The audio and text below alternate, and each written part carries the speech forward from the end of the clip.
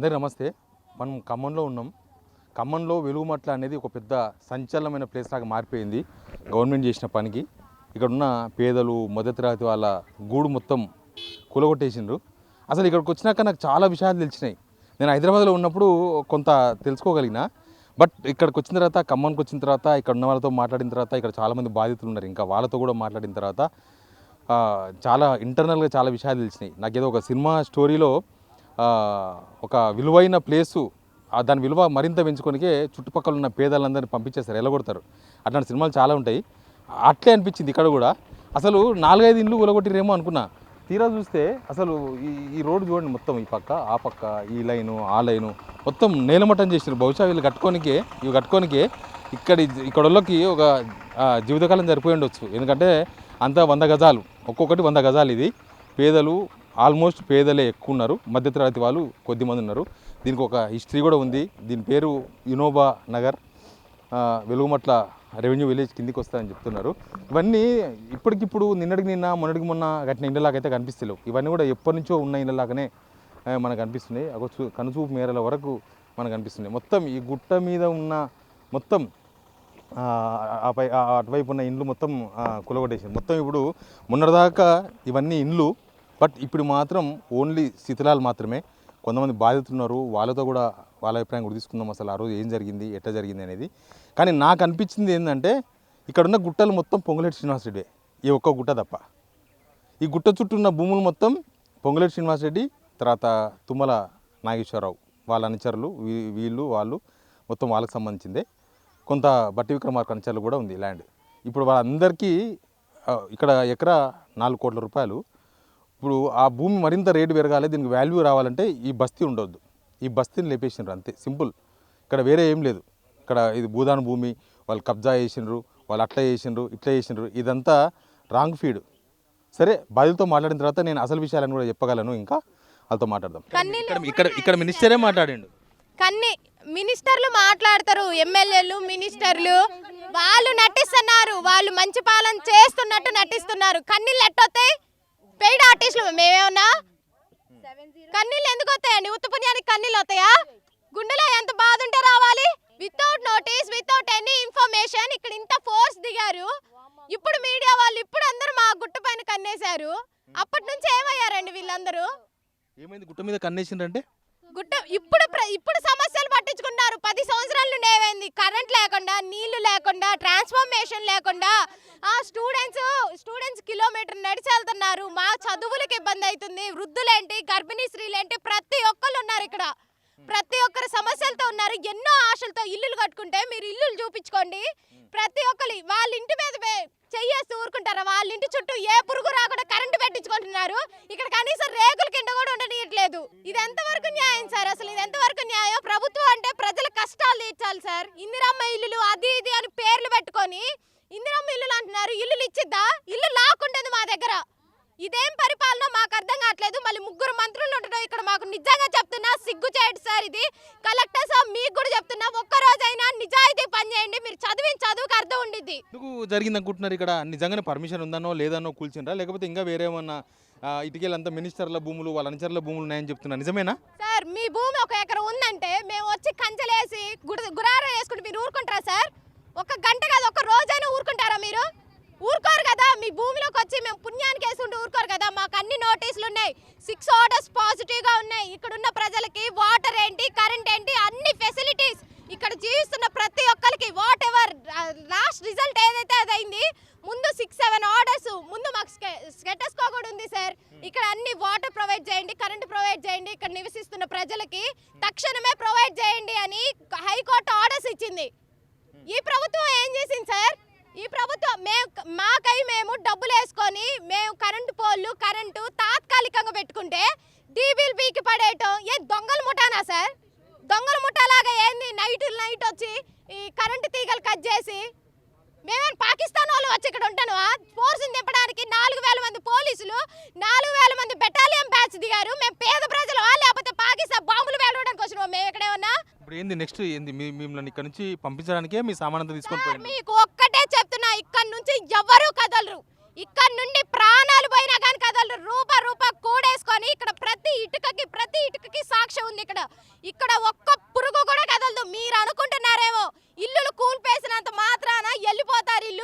పిల్లలు చచ్చిపోయినాయి, వీళ్ళు ఆశలు అడి ఆశలు అయిపోయినాయి అనుకుంటున్నారేమో కానీ మేము మీకు అధికారం ఇచ్చి నిలబెట్టే శక్తి ప్రజలకు ఎంతుందో అధికారం నుంచి దింపే శక్తి కూడా మాకు అంతే ఉంది సార్. ఒక్కటే మాట చెప్తున్నాం, మిమ్మల్ని అక్కడ కూర్చోబెట్టాలన్నా దింపేయాలన్నా మా చేతుల్లోనే ఉంది. ఫస్ట్ స్టార్టింగ్ నుంచి ఉన్నాం సార్. 9 సంవత్సరాలు అయితే నేను వచ్చి షాప్ పెట్టుకున్నా సార్. మొత్తం షాప్లో సామాన్లన్నీ ఆగమాగం అయిపోయినాయి సార్. 10 లక్షల దాకా నష్టం వచ్చింది సార్. మొత్తం ఎత్తకపోయారు మున్సిపాలిటీ వాళ్ళు. ఇగో కిరాణం ఫ్యాన్సీ షాప్,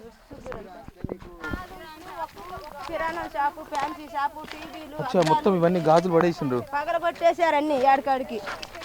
గ్లాసులు పగలగొట్టేశారు, ఇవన్నీ పగలగొట్టారు సార్. ఇవన్నీ అద్దాలన్నీ అన్నీ ఎక్కడికక్కడ టీవీ ఒకటి బగలు కొట్టేశారు, కూలర్లు బగలు కొట్టేశారు, సామాన్లు మొత్తం ఎత్తకపోయారు. మున్సిపాలిటీ వాళ్ళని పెట్టి వాళ్ళని సామాన్లు ఎవరింటికి వాళ్ళ మాసబొమ్మన్నారో ఏందో తెలియట్లేదు సార్. మొత్తం సామాన్లన్నీ ఎత్తుకొని పోయారు వాళ్ళు. ఆటోలకు వాళ్ళే నింపి ఎత్తిచ్చి వాళ్ళు తీసుకొని ఎడిపోయారో కూడా తెలియట్లేదు సార్. నాకు 10 లక్షల దాకా నష్టం వచ్చింది సార్. నాది ఫ్యాన్సీ షాప్, అప్పులు చేసి. ఆ రోజు ఏం జరిగింది మీకు ముందే తెలుసా వాళ్ళు వస్తారని? నాకు తెలియదు సార్. పొద్దున్నే 4 కాంచే వస్తున్నారు అన్నారు కానీ మాకు ఒక రోజు ముందు తెలిసిన ఇవన్నీ సామాన్లు చదువుకున్నాం సార్. మాకు ఏ ఇన్ఫర్మేషన్ ఇవ్వలేదు సార్. మాకు అసలు తెలియదు సార్. మేము వస్తే మేము లేవటం వాళ్ళు చూసినట్టే ఉంది. తందాలుగా వచ్చారు వాళ్ళే. బండ్లు వెహికల్స్ అన్నీ పైకి నింపేశారు. మేము ఏమి చదువుకునే అవకాశం కూడా లేదు. మీరు ఇక్కడనే ఉంటారా? ఇక్కడనే ఉండే వాళ్ళ? మీ ఇల్లు? మా ఇల్లు అక్కడ ఉంది సార్. ఎక్కడ? యాప్ చెట్టు సార్. ఏమైంది ఆ రోజు, ఏం జరిగిందో చెప్పగలరా? మాకు అసలు ఏం ఇన్ఫర్మేషన్ మాకేం తెలియదు సార్. మేము పడుకొని ఉన్నాము. తెల్లారి గట్ల 4-5 ఆ టైంకి వచ్చారు సార్. వచ్చి లెండి అంటున్నారు. ఎవరు అని భయం వేసింది సార్. మాకు భయం వేసి ఎవరు అని చూస్తే ఈ మున్సిపాలిటీ వాళ్ళు, పోలీసులు వీళ్ళని చూసి బాగా భయం వేసింది సార్. ఏంటి అని అంటే అటు నుంచి జేసీబీలు వచ్చినాయి, కూల కొడుతూనే ఉన్నారు సార్. మా సామాన్లు బయటికి ఒక కింద కూడా తీసుకోలేదు సార్. మేమైతే అట్లా వచ్చేసి కూల కొట్టారు. అసలు ఎందుకు ఏంటి మాకు ఆర్డర్ వచ్చింది మరి మాకు తెలియదు కదా అని అంటే, లేదు మాకు ఆర్డర్ వచ్చింది మేము కూల కొడుతున్నాం అని అంటున్నారు సార్. అసలు ఇదంతా కూలగొట్టి 4-5 రోజులు అయింది కదా, మీరు ఇంకా ఇక్కడనే ఉన్నారు సార్? మాకు సొంత ఇల్లు లేవు సార్. మాకు సొంత ఇల్లు ఉంటే మేము అక్కడికి వెళ్ళిపోయే వాళ్ళం. ఇక్కడే ఉంటున్నాం సార్. మాకు సొంత ఇల్లు అనేది ఇక్కడే ఉంటున్నాం. వాటర్ అయితే అక్కడ పోయి తెచ్చుకుంటున్నాం సార్. ఎంగటాక్ పాలెం పోయి తెచ్చుకొని ఉంటున్నాం సార్. మాకు తాగడానికి కూడా ఎక్కడ లేవు. మంచిలు కొనుక్కో ఇక్కడ కావాలంటే. ఎందుకు కూలగొట్టిరు అనుకుంటున్నారు? ఇక్కడ ఉన్న ల్యాండ్ హైకోర్టు నుంచి మాకు అన్ని ఆర్డర్లు ఉన్నాయి సార్. ఉంది సార్. నీళ్లు కరెంట్ ఇవ్వమని హైకోర్టు నుంచి ఆర్డర్లు ఉన్నా కూడా మేము ఎన్ని సంవత్సరాల నుంచి 10 సంవత్సరాల నుంచి నీళ్లు ఎట్లా కరెంట్ ఎట్లా మమ్మల్ని కరెంటు నీళ్ళు ఇపోయినా మేము సొంతంగా తలా 1000 రూపాయలు 2-3 వేలు వేసుకొని సోలార్లు తెచ్చి పెట్టుకుంటే సోలార్లు కూడా కొట్టారు సార్. కరెంట్ తీగలు కూడా మేము తెచ్చి పెట్టుకున్నాం. అవి కూడా వీక్కొని పోయారు సార్. వచ్చి కరెంట్ పోల్ అంత పెద్ద నెలకోసారి పీకబై వాళ్ళు కొట్టినా కూడా మమ్మల్ని ఏమని అంటారు, కేసు పెట్టుకుంటున్నాం. మాకు హైకోర్టు నుంచి ఆర్డర్ ఉంది. మా వైర్లు ఎందుకు కట్ చేసేపోతున్నాం? నెలకు ఒకసారి కట్ చేసేపోతున్నా. ఆ వైర్లు తెచ్చుకోవాలి. ఎందుకు కూలగొట్టారని మీకు సమాచారం ఉంది? మాకు ఎందుకు కూలగొట్టారని కూడా చెప్పట్లేదు సార్ వాళ్ళు. హైకోర్టు నుంచి మా కోర్టు నుంచి మాకు అన్ని ఆర్డర్లు ఉన్నా కూడా గవర్నమెంట్ ల్యాండ్ అంటున్నారు సార్. అది గవర్నమెంట్ ల్యాండ్. ఇది భూగాన్ బోర్డు సార్.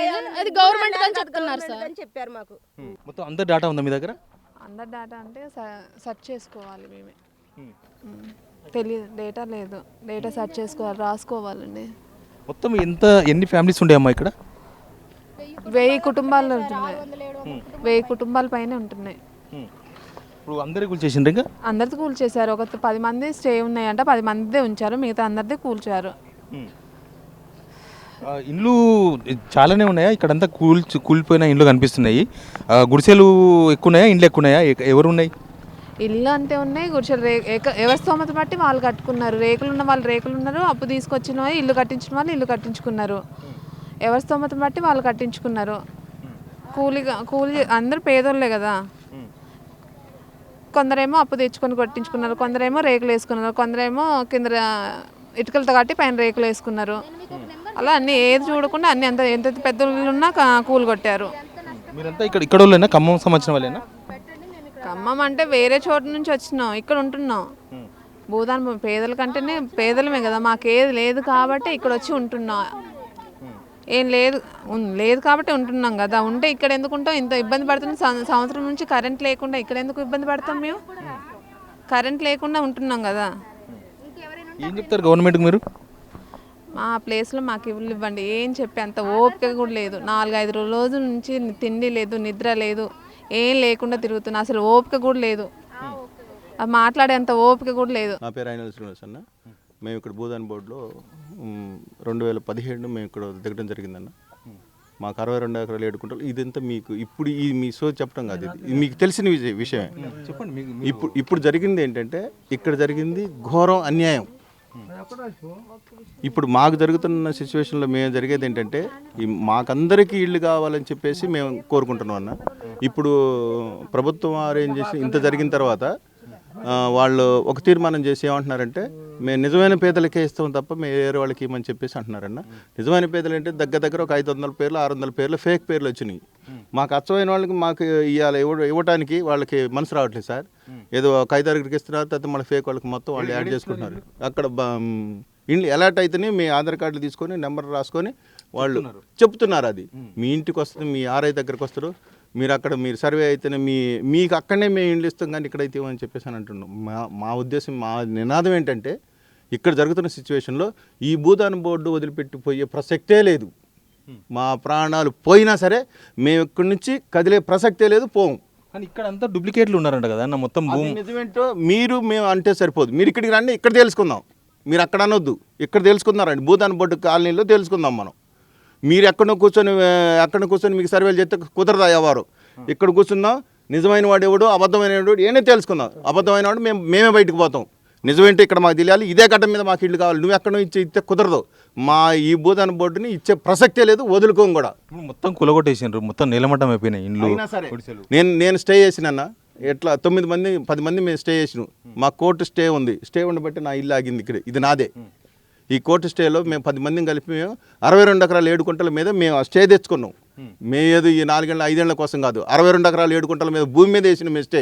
కానీ ఇప్పుడు 62 ఎకరాలు లేదు, మీరు 31 ఎకరాలు ఉన్నారు. మిగతా 30 ఎకరాలు ఎక్కడుంది? అది ఎవరి చేతిలో ఉంది? కబ్జా అయింది. ఎవరు ఇప్పుడు పక్కన ఎవరు కబ్జా చేసిండ్రు? ఇప్పుడు రియల్ ఎస్టేటర్లు చేశారు సార్. వాళ్ళు బిక్కసాని దామోదర్ ఒకటి, ఇంకా వాళ్ళు ఇంకెవరు అమ్మాయి ఇంకా అటువంటి వాళ్ళకి రియల్ ఎస్టేట్లు మొత్తం కలిపి చేశారు సార్. అది ఇప్పుడు మేము అనేది ఏంటంటే, ఇప్పుడు మాకు మంచి జరుగుతుంది అనుకుంటే కోలుగొట్టినండి ఏం కాదు.